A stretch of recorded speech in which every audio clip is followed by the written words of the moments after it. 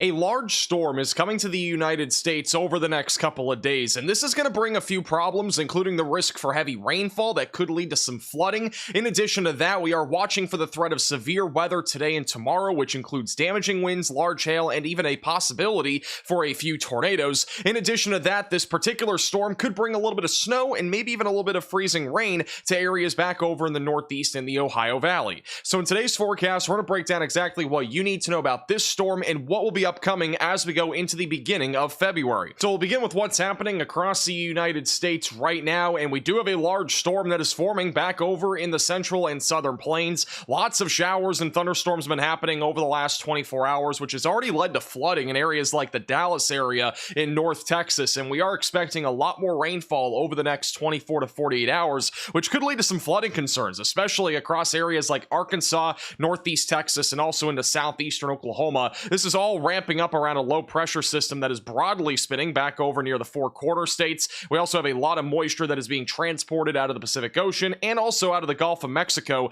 which is all just merging into a large area of just a lot of rainfall essentially that is building. And we are expecting this to actually ramp up a bit more as we go throughout the daytime today, including the risk for even some severe storms. Elsewhere, things are relatively quiet across most of the country. West Coast is looking pretty nice right now. Some atmospheric river events, though, will be ramping up here very soon, which will bring some rainfall. And also on the East Coast, things are looking quiet right now as well. And I do want to take a moment out of today's weather forecast to send my condolences to those that may have been impacted by the Reagan National Airport accident, which involved both an American Airlines flight and as well as a helicopter. Really scary stuff. I was watching everything unfold on Twitter last night and also on Facebook. Just really scary stuff. Prayers to anybody that was impacted by this particular accident. Over the next couple of days, we do have a risk for severe weather out of this large storm, beginning with the deep south and the southern plains today. We do have a slight risk for severe weather back over in southeast Texas and across Louisiana. This does include the Houston area. Marginal threat goes across parts of central Texas.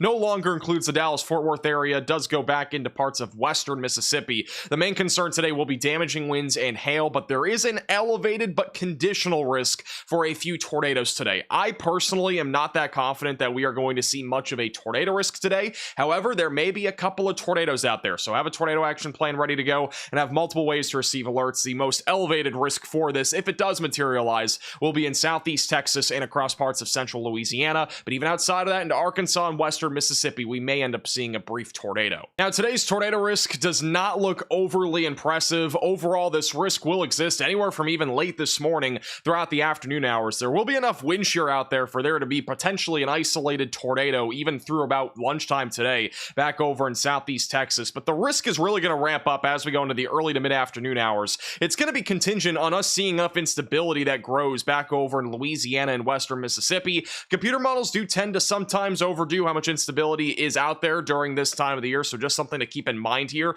However, even then, the risk for tornadoes, I think, will still be on the low side of things. Maybe a couple of tornadoes out there in Louisiana, southern Arkansas, or western Mississippi. This threat is going to peak really if we do see tornadoes. It'll be peaking during the mid to late afternoon hours, and the risk really quickly diminishes as we get closer to midnight tonight. So here's the timing for today in the southern plains. We are expecting storms throughout basically the entire day. There will be a line of thunderstorms slowly moving to the east back over in eastern Texas, and this is going to also lead to the potential for some flash flooding throughout the daytime hours today. Eventually, as we go into the early afternoon hours, that line of thunderstorms will eventually weaken, but I do think it'll re-intensify as we get closer to around 4 to 5 o'clock across Louisiana and Arkansas. And if we do have any sort of discrete or semi-discrete cells that fire off in front of this line, that is where the greatest threat for a tornado would exist. Again, there's a lot of wind shear out there today. It's just a matter of if there will be enough instability. I personally don't think there will be much today, so I think this is mostly going to be an isolated damaging wind risk with maybe a couple of tornadoes. Now, we will be on standby today in case we have to go live,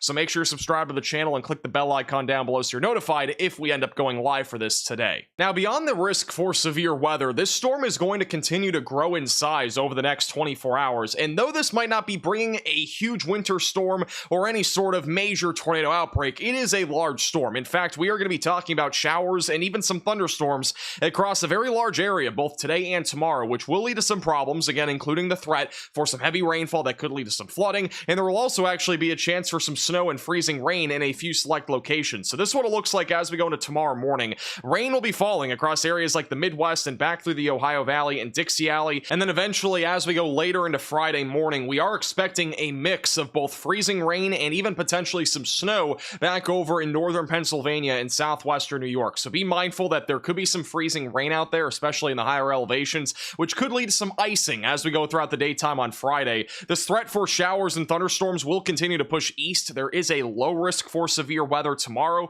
back along the Gulf Coast of the United States, so just make sure you're staying weather aware. Damaging winds, a brief tornado both being possible. Snow will ramp up as we go into Friday night from Michigan all the way back through the Northeast, but here's the thing. This is going to be a relatively quick shot of snow, and I do not expect much accumulation out of this, but for those that are back over maybe in southern New Hampshire or Vermont, you might end up seeing more like 2 to 4 inches of snow. Many other areas will be lucky to see anywhere around a coating to even a couple inches of snowfall. Now, beyond this storm, you're probably wondering, when is the next big winter storm coming? Because we kind of thought that this storm might be the one that's the big winter storm. At this point, there's no indication that we're going to be seeing an actual winter storm out of this, but I do think as we go closer to the middle of February, I think that chance will start to really increase. But for right now, over the next week or two, we are just talking about a couple of clipper systems that come out of Canada. For example, as we go into Sunday into Monday, we are expecting snow, at least in areas like the Northeast, but exactly how much snow falls and where it falls is still a little bit uncertain. But there will be an Alberta clipper coming out of Canada that brings some snowfall. Eventually, by the middle and end of next week, that is where things become a lot less confident when it comes to forecasting, but the GFS model continues to show at least 1 or 2 winter storms in the long term. But again, these could easily change over the next several days, so make sure you subscribe to the channel and we'll keep you posted with the latest if there's any winter storms coming to the United States. And as I mentioned before, this is going to dump a ton of rainfall. We are talking about a widespread 1 to 3 inches of rain,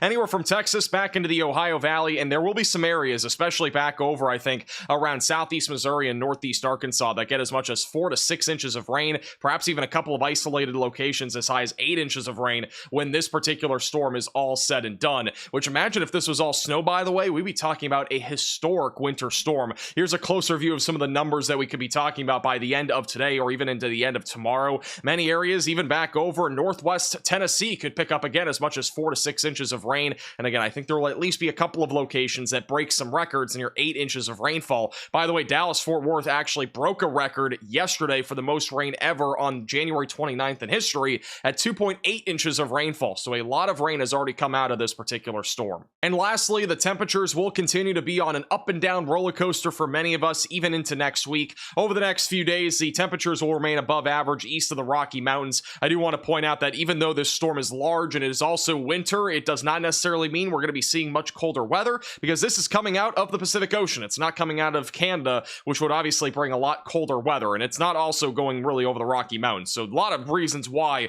we aren't really going to see any cold air out of this one. Eventually, into the first few days of February, warm air continues across the southwest all the way back through the northeast. But look at this, Arctic air will be building back over in the Pacific Northwest and Western Canada. Eventually, this will unleash as we go into Monday into Tuesday, but it's not really going to go very far. It's going to be really stopped here back over in the Midwest and the Central Plains. So most of that cold air will just be sitting over Montana. If you're in Montana, I'm sorry, it's going to be cold up there. Elsewhere, it's basically going to feel like it's summer out there as we go into the early to middle portions of next week. And then eventually by the end of next week into the following weekend, it looks like we're going to be staying relatively warm for most of the country. But again, cold air will likely make a return around the middle of February. I think we're at least going to see 1, maybe 2 Arctic blasts this month, and more than likely at least a few different winter storms. So it should stay active. But with that said, the odds of me having more than 1 or 2 videos over the next 3 to 4 days are relatively low. We'll at least have one more video between now and Saturday. But overall, the weather pattern is starting to become a lot quieter, and as long as it stays quiet and there's no really strong signals of any big storm systems,